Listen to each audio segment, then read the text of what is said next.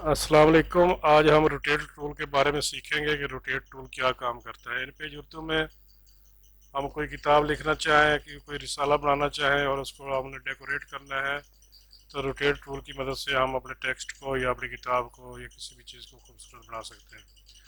मैं यहाँ से एक टेक्स्ट बॉक्स ले लेता हूँ।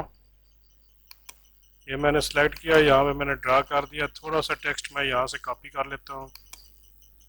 ये देखें, इसको मैंने कॉपी किया और यहाँ पे पेस्ट कर दिया।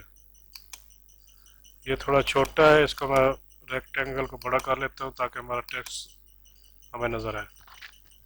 अब ये जो रोटेट टूल है इसकी मदद से मैं इसको कहीं भी घुमा सकता हूँ। ये मैंने सेलेक्ट कर लिया। यहाँ से अब मैं इसको किसी भी एंगल पे रख सकता हूँ ताकि हमारी किताब की या कोई भी हमारे रिसाले की खूबसूरती बन जाए।